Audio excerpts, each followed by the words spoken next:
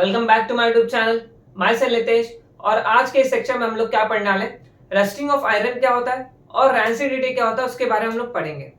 ठीक है, देखिए सबसे पहले देखते हैं कोरोजन क्या होता है। कोरोजन का बेसिक मतलब होता है कि मेटल्स का खराब होना। कोई मेटल जब खराब होता है, उन पे जंग लगता है, उसको हम लोग क्या बोलते हैं, कोरोजन। डिग्रेडेशन ऑफ मेटल हम लोग क्या बोलते हैं, कोरोजन। अब कोरोजन बहुत सारे मेटल्स में हो सकता है, लेकिन आज हम लोग क्या पढ़ेंगे, खाली रस्टिंग ऑफ आयरन, मतलब आयरन का खराब होना। ठीक है, मेटल्स बहुत तरीके के होते हैं, उसमें से आयरन एक टाइप ऑफ मेटल है। ठीक है, तो हम लोग आयरन के बारे में पढ़ने वाले हैं। यहाँ पे आयरन के रस्टिंग को हम लोग समझने के लिए हम लोग ने 4 केसेस लिए, एक्सपेरिमेंट्स करेंगे यहाँ पे हम लोग। ठीक है, देखिए सबसे पहले हम समझना है कि आयरन का रस्टिंग कब पॉसिबल है। अगर देखिए हमारे पास आयरन हो, अगर आयरन के साथ वाटर और ऑक्सीजन रिएक्ट करें तो वहां पे क्या फॉर्म होगा, रस्ट फॉर्म होगा। क्या फॉर्म होगा, रस्टिंग फॉर्म होगा। ठीक है, इसको समझते हैं कि मेरे पास यहाँ पे क्या, एक बॉइल वाटर, मैंने टेस्ट ट्यूब में क्या ले लिया, बॉइल वाटर लिया। अब बॉइल वाटर क्या होता है, जब मैं वाटर बॉइल करता हूं तो जो उसके अंदर डिजोल्व ऑक्सीजन होता है वो क्या होता है, वहां से निकल जाता है, बात समझ में आ रहा है, लिबरेट हो जाता है। तो मैंने यहाँ पे बॉइल वाटर ले लिया और वापस से एटमॉस्फेयर का ऑक्सीजन इसके अंदर ऐड ना हो जाए, इसके लिए मैंने यहाँ पे ऑयल का लेयर रख दिया है। ठीक है, वो क्या करेगा, इंसुलेटर का काम करेगा, ऑक्सीजन को अंदर आने नहीं देगा। ठीक है, फिर भी थोड़ा बहुत ऑक्सीजन यहाँ पे, डिजोल्व ऑक्सीजन यहाँ पे प्रेजेंट होगा। ठीक है, अब मैं क्या करता हूँ, उसके अंदर नेल रखता हूँ, एक आयरन का नेल रखता हूँ। ठीक है, अब ये नेल को कुछ 4 वीक्स के लिए मैं यहाँ पे इसको छोड़ देता हूँ। ठीक है, आफ्टर 4 वीक मुझे यहाँ पे क्या दिखेगा कि बहुत ही स्लाइटली क्या दिखेगा, थोड़ा सा आयरन पे रस्ट दिखेगा। ठीक है, थोड़ा सा आयरन खराब हुआ होगा। एक्चुअल में ऐसा होना तो नहीं चाहिए, लेकिन यहाँ पे थोड़ा डिजोल्व ऑक्सीजन है, इसके ऐसे क्या हो रहा है, यहाँ पे आयरन का रस्टिंग हो रहा है। देखिए यहाँ पे आयरन रस्टिंग के लिए क्या चाहिए, आयरन चाहिए, वाटर ऑलरेडी है और साथ में ऑक्सीजन चाहिए। तो ऑक्सीजन के साथ ये रिएक्ट करने का ऐसे क्या हो रहा है, थोड़ा बहुत रस्टिंग दिख रहा है। अब देखिए सॉल्ट सोल्यूशन मैंने दूसरे केस में लिया। अब सॉल्ट सोल्यूशन में अगेन मैं क्या करता हूँ, वही आयरन नेल रखता हूँ। अब देखिए यहाँ पे क्या होता है, सॉल्ट सोल्यूशन में जब रखने के बाद क्या होता है कि इसको मैं 4 वीक्स के लिए रखता हूँ, तो यहाँ पे मुझे बहुत ज्यादा रस्टिंग दिखता है, आयरन का बहुत ज्यादा रस्टिंग दिखता है। ठीक है, क्योंकि ये क्या करता है, सॉल्ट सोल्यूशन क्या करता है, रस्टिंग के प्रोसेस को बढ़ा देता है। अब मैंने सिंपली यहाँ पे क्या किया है, यहाँ पे खाली एयर ले लिया है और एयर में क्या कर दिया है, नेल को, आयरन नेल को रख दिया है।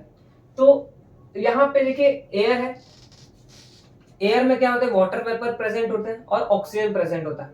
तो आयरन भी है, वाटर वेपर भी है और ऑक्सीजन भी है। तो ये तीनों चीजें, तो क्या होगा, रस्टिंग ऑफ आयरन होगा, आयरन खराब होगा। ठीक है, उसका कोरोजन होगा, लेकिन ये बहुत टाइम लेगा। समझ में आ रहा है, बहुत ज्यादा टाइम लगेगा इसमें। ठीक है, तो ये भी क्या होगा, बहुत ही स्लाइटली रस्ट होगा। अब थर्ड मैंने ले लिया यहाँ पे, एक यहाँ पे वैक्यूम सॉरी खाली टेस्ट ट्यूब ले लिया, उसके अंदर एयर है और उसके अंदर एनहाइड्रस कैल्शियम क्लोराइड है।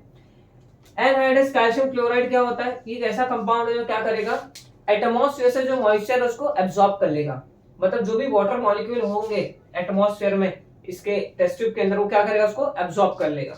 ठीक है, और वापस से मैंने इसके ऊपर क्या कर दिया, एक ऐसे नॉब लगा दिया, इसके क्या होगा, और एक्स्ट्रा एयर बाहर से अंदर नहीं आ पाएगा। ठीक है, इस तरह से मैंने इसको बंद कर दिया और इसके अंदर मैंने आयरन नेल रखा है। तो यहाँ पे देखिए आयरन है पर वाटर नहीं है, क्योंकि यहाँ पे वाटर सब किसने एब्जॉर्ब कर लिया है, एनहाइड्रस कैल्शियम क्लोराइड ने। ऑक्सीजन तो प्रेजेंट होगा, लेकिन और वाटर के ना प्रेजेंट होने से इसमें रस्टिंग नहीं होगा। ठीक है, बात समझ में आ रहा है। तो रस्टिंग ऑफ आयरन होने के लिए क्या जरूरी है, सबसे पहले आयरन होना चाहिए, वाटर होना चाहिए और ऑक्सीजन होना चाहिए। अगर ये तीनों चीजें साथ में है तो आयरन का कोरोजन पॉसिबल है। ठीक है, तो क्या होगा, जब इसमें रस्टिंग होगा, जब आयरन का कोरोजन होगा, तो उसके ऊपर रेडिश, आपने देखा होगा कि गाड़ी वाड़ी या फिर ग्रिल्स होते हैं, वो बहुत टाइम बाद यूज होने के बाद बहुत टाइम तक वो धीरे धीरे रेड कलर के उनके ऊपर एक लेयर आ जाता है। उसी रेडिश लेयर को हम लोग क्या बोलते हैं, रस्टिंग बोलते हैं, कोरोजन बोलते हैं।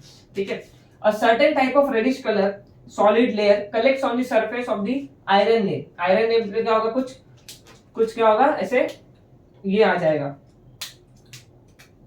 रेडिश लेयर आ जाएगा। तो इसको हम लोग क्या बोलेंगे, इसको हम लोग क्या बोलते हैं, रस्टिंग ऑफ आयरन। इसी को हम लोग क्या बोलेंगे, this layer is called as rust. और इसका केमिकल फॉर्मूला होता है Fe2O3XH2O। बहुत इंपॉर्टेंट है, याद रखना आपको।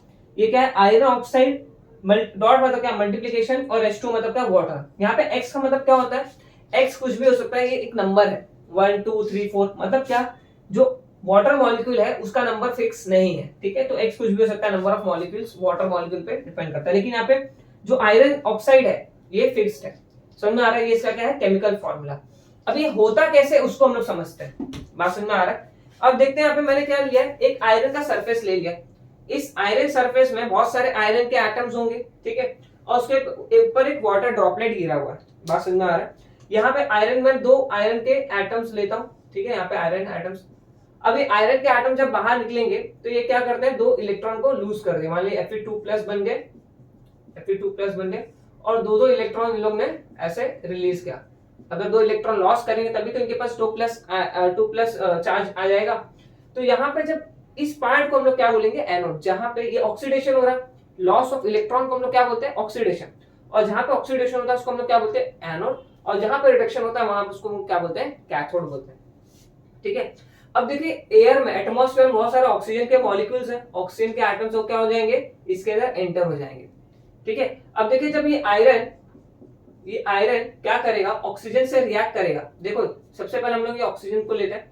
ऑक्सीजन जब क्या करेगा, यहाँ पे ये 4 इलेक्ट्रॉन से रिएक्ट करेगा और साथ में 4 हाइड्रोजन से रिएक्ट करेगा। ये हाइड्रोजन कहां से आएंगे, इस वाटर में ही प्रेजेंट होंगे, उसको हम लोग बाद में समझेंगे कहां से आ रहा है। तो मुझे क्या मिलेगा यहाँ पे, देखो 2H2O मॉलिक्यूल मिलेगा, बात समझ में आ रहा है, ठीक है।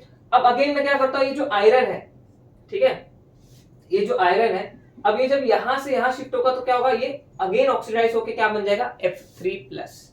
एक और इलेक्ट्रॉन लॉस करेगा। जब ये वापस एनोड से कैथोड की तरफ जाएगा तो क्या होगा, वापस से इलेक्ट्रॉन लॉस करेगा और ये वाटर मॉलिक्यूल के साथ, कितने वाटर मॉलिक्यूल के साथ, 4 वाटर मॉलिक्यूल के साथ रिएक्ट करके क्या फॉर्म करेगा, Fe2O3 H2O plus 6 hydrogen molecules. बात समझ में आ रहा है? अगेन इसको एक बार देखते हैं। सबसे पहले क्या होगा, आयरन क्या होगा, ऑक्सीडाइज होगा, और ऑक्साइड होकर क्या बनेगा, Fe3+। कौन से रीजन में, एनोड रीजन में। तो क्या मिलेगा मुझे, Fe क्या बना, Fe2+ और 2 इलेक्ट्रॉन रिलीज हुआ। बात समझ में आ रहा है? फिर इसके बाद कैथोड रीजन में क्या होगा, ऑक्सीजन यहां से रिएक्ट करेगा किसके साथ, 4 हाइड्रोजन मॉलिक्यूल के साथ, और ये 4 इलेक्ट्रॉन के साथ रिएक्ट करेगा और मुझे क्या फॉर्म करके देगा, वाटर के 2 मॉलिक्यूल फॉर्म करके देगा। उसके बाद जब ये आयरन क्या होंगे, ये जो आयरन है ये जब कैथोड की तरफ शिफ्ट होंगे तो अगेन इसका ऑक्सीडेशन होगा। अगेन ऑक्सीडेशन होगा तो क्या होगा, एक और इलेक्ट्रॉन एक्सेप्ट करेगा, एक और इलेक्ट्रॉन क्या करेगा, बाहर रिमूव होगा। तो क्या हो जाएगा, Fe3+। अब ये 2 Fe3+ क्या करेंगे, वाटर मॉलिक्यूल के साथ रिएक्ट करेंगे तो क्या मिलेगा, Fe2O3.H2O, जो क्या है, रस्ट है। जो यहाँ पे मुझे क्या मिलेगा, रस्ट मिलेगा, और ये कहां पे जमा हो जाएगा, कैथोड पे स्टोर हो जाएगा, और साथ में कुछ 6 एटम्स मिलेंगे मुझे हाइड्रोजन के। बात समझ में आ रहा है? तो इसी को हम लोग क्या बोलते हैं, रस्टिंग ऑफ आयरन। ये बहुत important exam point of view से आपको एग्जाम में ऐसा पूछ सकता है, आपको ये करना होगा, ठीक है। तो रस्टिंग ऑफ आयरन का जो केमिकल प्रोसेस है, केमिकल रिएक्शंस है एनोड पे, कैथोड पे, और फाइनल जो कैथोड पे रस्ट बन रहा है वो कैसे बन रहा है इसको आपको दिखाना पड़ेगा, ठीक है, समझ में आया? अब इसके बाद हम लोग रैंसिडिटी देखते हैं, ठीक है। रैंसिडिटी हम लोग ओरली समझेंगे। रैंसिडिटी का मतलब होता है जो भी फैट कंटेनिंग सब्सटेंस है, फैट कंटेनिंग फूड्स है, उनका खराब होना, उनका ऑक्सीडेशन होना, उसको हम लोग क्या बोलते हैं, रैंसिडिटी। जैसे कि मैंने ऑयल लिया, ऑयल के अंदर बहुत सारा फैट होता है। अगर ऑयल को मैं बहुत टाइम तक ओपन एयर में रख दूं और उसमें बाद में उसमें कुछ भी बना के खाऊं या फिर उसको फूड में यूज करूं तो वो बहुत खराब हो जाएगा, उसका टेस्ट मुझे बहुत गंदा आएगा। बात समझ में आ रहा है? सिमिलरली मेरे पास दूध है या फिर दही है, कर्ड है, उसके अंदर भी बहुत सारा फैट होता है। तो अगर मैं उसको ओपन टू एयर बहुत टाइम तक ओपन रख दूं तो अगेन वो ऑक्सीडाइज हो जाएगा, फैट उसके अंदर है तो ऑक्सीडाइज हो जाएगा और ये क्या हो जाएगा, खराब हो जाएगा। तो इसी जो खराब होने को बोलते हैं हम लोग रैंसिडिटी। अब इसको समझते हैं होता क्या इसमें। मान लेते मैंने एक यूटेंस, कोई तो ऐसे बर्तन में दूध रखा है, मिल्क रखा है, और मिल्क के अंदर बहुत सारा फैट है। जब एयर में जो ऑक्सीजन है वो उस फैट के साथ रिएक्ट करेगा तो क्या होगा, फैट्स का ब्रेकडाउन होगा, फैट्स क्या होंगे, ब्रेक होने लगेंगे। और जब फैट्स का ब्रेकडाउन होगा तो क्या होगा, वो पूरा दूध खराब होने लगेगा, पूरा मिल्क खराब होने लगेगा। और इसके से उसको हम लोग जब पियेंगे तो क्या होगा, हमको बहुत उसका गंदा टेस्ट आएगा और उसका स्मेल भी गंदा हो जाएगा। बात समझ में आ रहा है? तो इस जो ब्रेकडाउन ऑफ फैट है या फिर जो ऑक्सीडेशन ऑफ फैट्स है, इसको हम लोग क्या बोलते हैं, रैंसिडिटी। बात समझ में आ रहा है? और इसी तरह देखिए आप जो चिप्स वगैरह खाते हैं उसको अगर आप बहुत टाइम तक ओपन रखते हैं तो एयर में ओपन रखने से क्या हो जाता है, वो एकदम ऐसे नरम हो जाता है, उसके अंदर जो क्रिस्पीनेस है वो खत्म हो जाता है।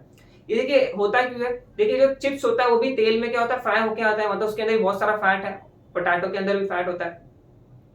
तो ये ऑक्सीडाइज होगा तो क्या हो जाएगा, इसका फैट्स का ब्रेकडाउन होगा और ये रैंसिड हो जाएगा, जो उसका टेस्ट और उसका स्मेल भी खराब हो जाएगा।